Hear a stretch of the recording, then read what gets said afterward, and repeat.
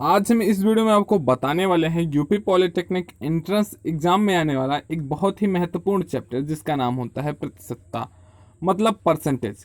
आज हम आपको इस वीडियो में प्रतिशतता चैप्टर के अबाउट पूरी इन्फॉर्मेशन देने वाले हैं और इस चैप्टर में कैसे क्वेश्चंस आपसे एंट्रेंस एग्जाम में पूछे जा सकते हैं, ये पूरी जानकारी और उन क्वेश्चंस को हम आपको लगा के बताने वाले हैं।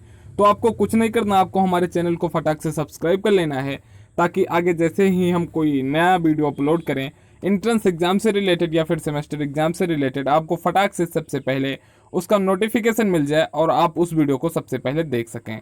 और आप हमारे व्हाट्सएप ग्रुप में नीचे डिस्क्रिप्शन में दी गई लिंक के माध्यम से ऐड हो सकते हैं, जहां पर कि एंट्रेंस एग्जाम से रिलेटेड आप कोई भी किसी प्रकार की इन्फॉर्मेशन हमसे पूछ सकते हैं या फिर आपका कोई भी क्वेश्चन में डाउट रहता है तो वो भी आप हमारे व्हाट्सएप ग्रुप में पूछ सकते हैं।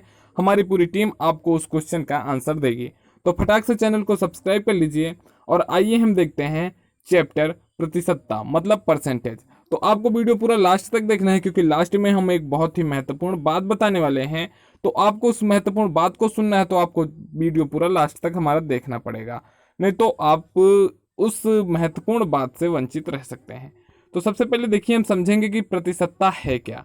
ठीक है, किसी भी चीज़ को करने से पहले हमें ये उसका कॉन्सेप्ट पता होना चाहिए कि उसका बेस क्या है, उसकी नींव क्या है। तो जस्ट उसी प्रकार से प्रतिशतता सबसे पहले हम जानेंगे कि परसेंटेज क्या है। तो प्रतिशतता का शाब्दिक अर्थ होता है प्रति सैकड़ा या शतांश या सौवां है। दूसरे शब्दों में कहा जा सकता है कि प्रतिशतता एक भिन्न है जिसका हर 100 होता है। मान लीजिए आपको कहा जाए कि आपको 10 का प्रतिशत निकालना है, तो 10 का प्रतिशत आपका कहलाएगा 10/100। ठीक है, तो यही आपका कहलाता है प्रतिशतता, जिसका जो हर होता है यहाँ पर आप स्पष्ट देख सकते हैं। प्रतिशतता एक भिन्न है जिसका हर जो है 100 होता है। भिन्न का अंक प्रतिशत की दर कहलाता है। इसे प्रायः परसेंटेज द्वारा प्रदर्शित किया जाता है।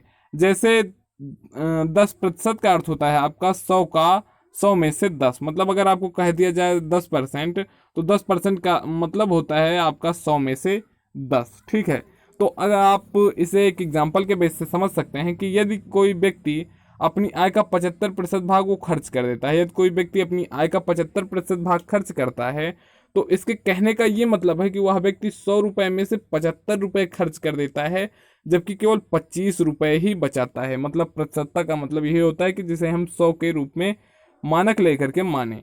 ठीक है, जस्ट उसी प्रकार अगर आपको बोल दिया जाए कि कोई व्यक्ति 500 रुपये कमाता है और वह 75% खर्च कर देता है, ठीक है, तो वो कितने रुपए खर्च करता है या फिर वह कितने रुपए बचाता है। तो इसे निकालने के लिए आपको करना पड़ता है 500, मतलब वो टोटली कितना कमा रहा है और फिर कितने परसेंटेज वो खर्च कर रहा है, मतलब 75/100।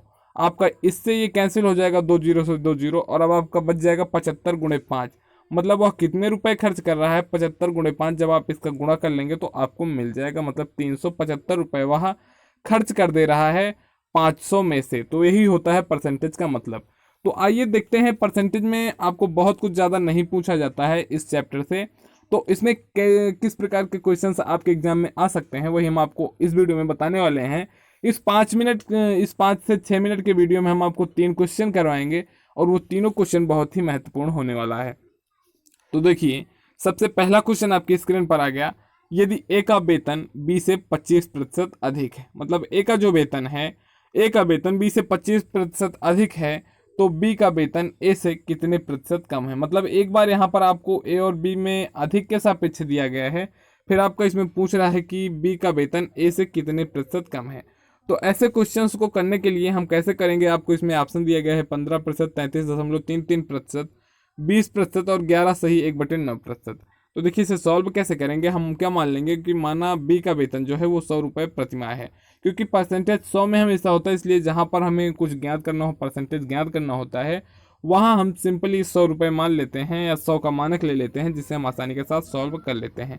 हम यहाँ पर क्या मानेंगे कि माना बी का वेतन 100 रुपये प्रति माह है, तब ए का जो वेतन हो जाएगा वो 125 रुपये प्रति माह हो जाएगा। क्यों 125 हो जाएगा, क्योंकि जो ए का वेतन है वो बी से 25% अधिक है। अगर बी का वेतन 100 रुपये आपका हो जाएगा तो 25%, 100 का 25% आपका हो जाएगा 25, और फिर ए का वेतन हो जाएगा 100 + 25 मतलब 125।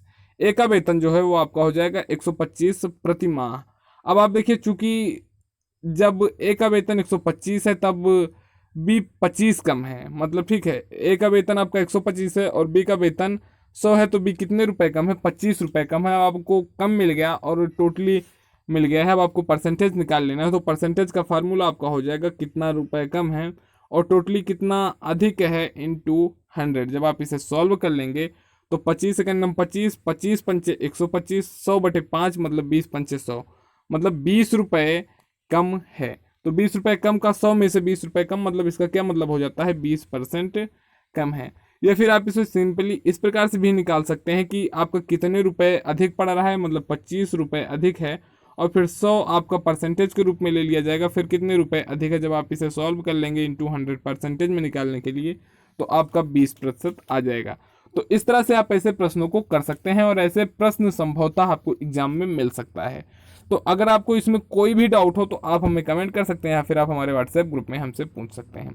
फिर देखिए आपका दूसरा क्वेश्चन क्या आता है, चीनी के दाम 25% घट जाने पर एक व्यक्ति 360 रुपये में 7.5 किलो मतलब 7 सही 1/2 किलोग्राम चीनी खरीदता है। चीनी का वास्तविक मूल्य प्रति किलोग्राम में क्या होगा। आपको ऑप्शन दिया गया है 12 रुपये, 14 रुपये, 18 रुपये और 16 रुपये प्रति किलोग्राम। तो देखिए ऐसे क्वेश्चन को करने के लिए सबसे पहले आप मान लीजिए इसमें कि जो चीनी का वास्तविक मूल्य है 1 किलो का, वो मान लीजिए आप x रुपये है, ठीक है। अब वास्तविक मूल्य आपको पता चल गया x रुपये और कह क्या रहा है 25% घट गया। तो आप जब x का 25% निकालेंगे, तो x का आप जब 25% निकालेंगे तो x इंटू 25/100 कर देंगे, मतलब ये आपका आ जाएगा 25×4 x/4, ठीक है। अब x/4 रुपये कम है, मतलब अब आपका कम 25% घटाने पर कितना दाम बच जाएगा, x माइनस x/4, ये आपका आ जाएगा 3x/4 रुपये। अब आपका चीनी का 25% मूल्य घटाने पर मूल्य हो जाएगा। तो आपका 1 किलोग्राम का वास्तविक मूल्य हम मान लेते हैं x रुपये है। तो जब आपका मूल्य x रुपये रहेगा तो 360 रुपये में आप चीनी खरीदते हैं। जब मूल्य में किसी भी प्रकार का कोई परिवर्तन नहीं होता तो आप कितने किलो चीनी खरीद लेंगे, कितने रुपए में है, कितने रुपए का आप खरीद रहे हैं अपान 1 किलो कितने का है, मतलब आप 360/x किलोग्राम चीनी खरीद लेंगे जब आपका x रुपये प्रति किलोग्राम चीनी रहेगा। तो ठीक है, उसके बाद आपने जो 25% रेट घट रहा है, तो 25% रेट घटने के बाद 1 किलोग्राम चीनी का रेट क्या आया था आपका, 3x/4 आया था। मतलब अब आप 3x/4 के रेट से कितने किलोग्राम चीनी खरीद सकते हैं, 360/3x/4, या फिर ये बाई ऊपर चला जाएगा 360 × 4/3x हो जाएगा, ठीक है। तो ये इन दोनों में से अगर आप इन दोनों का अंतर क्या आ जाएगा, 7 सही 1/2, या आप जब इसे सॉल्व करेंगे तो यही आपका आ जाता है 15/2। अब यहाँ पर माइनस क्यों किया गया है ये आपको डाउट होगा। तो माइनस इसलिए किया जाता है क्योंकि जो पहले वाला था, पहले अगर आपका रेट अधिक रहेगा, मतलब अगर पहले आपका रेट अधिक रहेगा तो उसमें जो किलोग्राम की मात्रा होगी वो कम होगी, और फिर आपका जब रेट घट गया तो आपका जो मात्रा होगी वो बढ़ जाएगा। तो दोनों का डिफरेंस मतलब वो कितने किलोग्राम, आप क्वेश्चन देखिए, किलोग्राम अधिक चीनी खरीद रहा है 7.5 किलोग्राम, तो दोनों का डिफरेंस जो होगा वो 7.5 किलोग्राम होगा। ये भी किलोग्राम में है, ये भी किलोग्राम में है, तो ये भी 7.5 किलो, मतलब 7 से 1/2 या फिर 15/2 भी किलोग्राम में है। तो जब आप इसे सॉल्व कर लेंगे 360/x माइनस 360 × 4/3x बराबर 15/2, तब आप जिस इसे सॉल्व करेंगे तो आपको x की वैल्यू मिल जाएगी 16 किलोग्राम। आप इसे अपनी नोटबुक में लिख करके सॉल्व करके समझ लीजिए। तो मतलब चीनी का वास्तविक मूल्य हमने पहले माना था x, और x की वैल्यू आपको मिल गई 16, मतलब आपने कितने किलोग्राम प्रति मूल्य है वास्तविक मूल्य चीनी का, 16 किलोग्राम प्रति है आपका, ठीक है। मतलब 16 रुपये में आप 1 किलोग्राम चीनी खरीद सकते हैं। फिर आपका आता है तीसरा क्वेश्चन। देखिए तीसरा क्वेश्चन जो है ये आपका पॉलिटेक्निक 2012 में आया हुआ क्वेश्चन है। ये क्वेश्चन महत्वपूर्ण है, ऐसे ही क्वेश्चन आपको एग्जाम में मिल सकते हैं। तो देखिए जो हमने आपको कहा था कि हम आपको एक इंपॉर्टेंट बात बताते हैं, वो बात हम आपको यहीं पे बता दे रहे हैं कि इस क्वेश्चन को हम सॉल्व करें उसके पहले हम आपका कॉन्सेप्ट क्लियर कर दें कि इस चैप्टर से संभवतः आपका एक प्रश्न आ सकता है। कभी कभी ये चांसेस देखे जाते हैं कि इस चैप्टर से कोई भी प्रश्न पूछा ही नहीं जाता और किसी बार एक प्रश्न पूछा जाता है। मतलब आपको इस चैप्टर में केवल हमने जितना बता दिया है, आपको ये 3 के तीनों क्वेश्चन अगर आप अच्छे से समझ लेंगे और जो हमने प्रतिशतता का कॉन्सेप्ट बताया था अगर आप उसे ध्यान से देख लेंगे, तो आप इसमें जो एक क्वेश्चन आएगा बिल्कुल सिंपली क्वेश्चन रहेगा। जो हम 3 क्वेश्चन बता रहे हैं इन्हीं में से एक पर बेस्ड रहेगा, आप उसे आसानी के साथ कर लेंगे। तो आइए इस क्वेश्चन को सॉल्व करते हैं। चूंकि ये क्वेश्चन महत्वपूर्ण हो जाता है क्योंकि ये पॉलिटेक्निक 2012 में आया हुआ क्वेश्चन है। तो इसमें कहा क्या गया है कि ए की मासिक आय बी की मासिक आय की 60% है। मतलब ए की जो मासिक आय है ये बी की मासिक आय की, मतलब बी की मासिक आय की 60% है। ठीक है, मतलब ए की मासिक आय बी की मासिक आय की 60% है। और सी की जो मासिक आय है सी की मासिक आय की 120% है। मतलब ए की मासिक आय वो बी की 60% है और सी की कितनी है 120%। तो अब आपको इसमें क्या कहा गया है, यदि बी की मासिक आय आपको दे दी गई है 78,000 तो आपको सी की मासिक आय निकालनी है। देखिए इसमें सी की मासिक आय निकालने के लिए आपको सबसे पहले ए की मासिक आय निकालनी पड़ेगी। ए की मासिक आय निकाल करके आप ए और सी के बीच में जो ए का मासिक आय है वो सी का 120% है, तो वहीं से आप निकाल लेंगे। ऑप्शन आपको दिया गया है, देखिए हम इसे कैसे सॉल्व करेंगे। आपको क्या कहा गया है कि ए की जो मासिक आय है वो बी की मासिक आय का 60% है। तो मतलब बी की मासिक आय आपको दी गई है 78,000। 78,000 का जब आप 60% निकालेंगे तो 78,000 गुणे 60/100 कर देंगे, 2 जीरो से 2 जीरो कैंसिल हो जाएगा, आपका आ जाएगा 46,800। ये किसका आ जाएगा, ये आपका आ जाएगा ए का मासिक आय आपका आ जाएगा 46,800। और फिर क्या कहा गया है कि सी की जो मासिक आय है वो ए की मासिक आय का 120% है। ठीक है, मतलब ए की मासिक आय सी की मासिक आय का 120% था।